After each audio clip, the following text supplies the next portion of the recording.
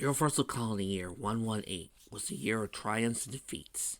The Alien Empire conquered 95% of the area, enslaving the populaces of both planetary and space colonies.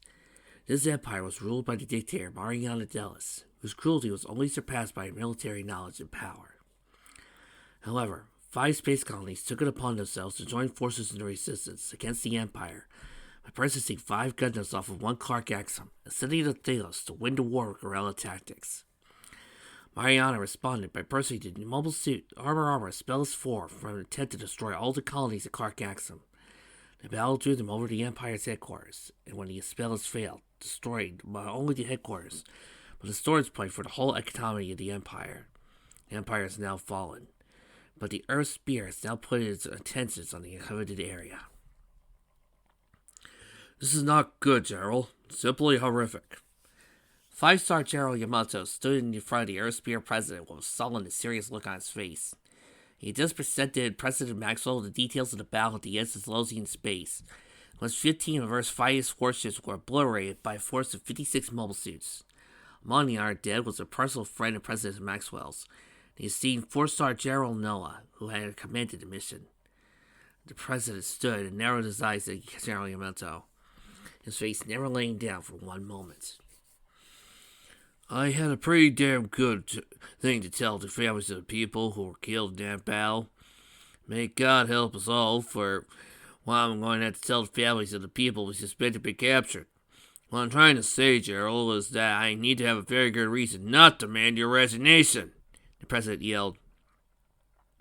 I know why we were defeated, sir, and I believe we can prevent further casualties on our side, the general replied, his hands squeezing together behind his back in nervousness. Enlighten me, General, the president screamed, slamming his hand on the desk. The reason we were defeated was because of the weapons used by the enemy. Mobile suits are unlike anything we've faced before. We've been unable to capture any for study, but we may not have to. A surveillance craft was contacted by an individual who claims he can supply us with as many mobile suits as we need. Also, not all of the colonies were so turned off by the idea of joining forces with the Earth Spear. I'm arranging a meeting with them on the very installation where we shall purchase our new weapons, so I could be advised on the best weapons to acquire, General Yamato explained. The president listened and examined every single word, leaning back in his chair. All right, he said, but this better not be a waste of time, General. Otherwise, I'll want your letter of resignation on my desk the day you return from your little trip. Is this understood? Perfectly, sir. General saluted the president and quickly turned his heel to walk away from him. Aram put out a cigarette in the ashtray that he installed in the arsenal. Despite his recent taste for cigars, he could never turn away from the white and brown sticks that had gotten him through the war, as he say. The cockpit took a little arsenal and landed on the 3rd moon of Delos, the chosen spot for the meeting to follow. The cockpit shook a little as the arsenal landed on the 3rd moon of Delos. The sensors had already detected the presence of 3 other Gundams, all of which were familiar to him. He opened the main cockpit and door and looked out the 3 people who gathered between the Gundams, a smile on his face. Hello, strangers. Anything I can help you with? He called out. On the ground, Canella Molstar pulled back her green hair and looked at the harem as he climbed down from the Gundam. She crossed her arms and narrowed her eyes, glaring at the teenager as he walked towards her. Den Ryu saw a similar look on his face as he turned towards his former war compatriot. Sitting in the grass was Melanie Daikin, who didn't even acknowledge Aaron's presence. You're late, Canola stated. Aaron simply stood in front of Arsenal, staring back at the two, glaring out. A few seconds later, the 3 of them burst to the ladder. Recovering a minute, Aaron crossed his arms aside, smiling as he sat closer to the 3. Well, are we going to have the same thing to add when he gets here? It's a bit strange to Captain Sirius as his usual postal self, Aaron pointed out. Edmund told us he wouldn't be able to make it. Apparently, there's some sort of political dispute going on in his colony, and he need him there, Dan explained. Isn't that just the thing? Soldier's too busy being a politician to actually do his duty to protect the colonies. Aren't you sure we could have a fast alliance without him? After the loss of Melanie's colony, the alliance was damaged enough as it is, but there was a reason we were all sent there, Aaron said. Canal smiled. The alliance is holding together. Dead's colony has sent peace representatives to the Losians, help with joint forces to lift them against the Earth Spear. I hate to bring this up, but having us considered going to Clark Axum, seeing you wouldn't mind seeing again. A lot of mobile suits were destroyed during the war. We could certainly use new supplies, particularly the air spears playing a full-scale phase-in. Ted suggested. Aaron laughed. What's the point? Didn't any of you see the battle Delosi's had against those guys on Earth? I don't think there's anything to fear from these saps. Melanie stood up, picking up a rock and tossing it at Aaron, and hit him in the shoulder. Ow, what do you do that for? Did you not acknowledge my potential as a threat until now? Melanie inquired. Because you only been sitting there, not doing anything to harm you until you threw the rock. What's that got to do with... An enemy doesn't become a credible threat until they've already done damage in your eyes. If you wait until you've been stabbed in the heart before you fight your attacker, you'll die and lose the power before it's really thought. Prepare for war and expect the worst. Our work is not done yet, Melanie stated. On that, Melody calmly turned away, started walking back towards her Gundam, the powerful Jubilee Zero. The Gundam pilot stared at her as he walked away, confused by her change in attitude thanks to recent events.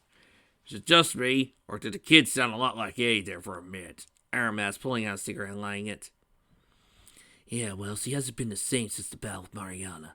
Hardly spoken at all, but when she does, she's usually been battle and war.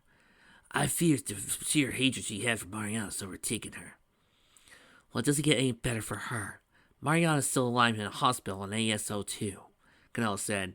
Aaron did snapped their heads in Canella's direction. Both had a shocked look on their faces. Canella scowled at back on. Don't you two give me that look. When I was working for her, she and I became good friends. Despite what she did to those people, I don't leave my friends to die when they don't have to. She's not exactly in the best of shapes, but she's alive, and I intend to help her recover from all this. Hopefully with a new purpose in life and aiming us against Earth, Canella explained. Aaron stepped forward, glaring at Canella. What should happen if, instead of joining our noble crusade against Earth, she decides to be a psycho again and take over the sector? Then I'll put her down myself if I have to, Canella retorted. Now, instead of focusing on the things that can't be changed, let's get to work on coordinating forces for a defensive line against potential Earth targets. General Yamato stepped off his transport vessel and shuddered. The space station he had landed on was operating at a higher gravity level than he was used to aboard the Earthship. He suddenly felt himself weighing significantly more than he had a moment ago, so his balance was a little off. The cargo doors in front of him opened up as a green old man stepped up to him, ignoring the 6 guards who were aiming weapons at him. Old man, aka Clark Axum, laughed and shook General Yamato's hand. Welcome, my friends. Welcome to the Axo Depot for mobile suits, the only place in the universe to purchase one of war. Can I introduce you to tea? Maybe take your coats? We've not come for tea, Mr. Axum, you know that, Yamato stated, glaring at the old man. Axum rolled his eyes and looked up at the General, sighing in frustration. Well, between you and your other individual who will be joining us shortly, this tale does a barrel of laughs. Other individual, I was under the impression I was meeting with the representative of all the colonies that wish to join the Earth Spear, Yamato interjected. Worrying that this will all be in vain, you will be. On the off chance that this is actually trapped by your person's Earth Spear, a group of colonies that wish to join the Spear have elected that only one person would be best suited to represent their interests. They said someone capable of defending himself in the event of an attempted kidnapping. Someone was rather expendable due to his nature, Axel explained. There was a beaming sound, indicating another vessel had docked at a nearby port. Axel grinned and looked over the air circular box, seeing it was beginning to open. And there he is now. The airlock opened all the way, allowing a single individual to step through. Still wearing his flight suit, but his face was unfettered by a helmet, and face was straight and motionless. He had short white hair, whiter than one would think natural hair would be. It was Edmund Tsubumi. Allow me to introduce Edmund Tsubumi, terrorist, hero, freedom fighter, pilot of the Gundam Mobile Suit Gallant, and political liaison for the United Federated Colonies for Earth to the Earth Spear, Axel announced. Yamato gave the young man a once-over, raised his eyebrow, intrigued by the individual. Axel laughed. Things just keep getting interesting, don't they?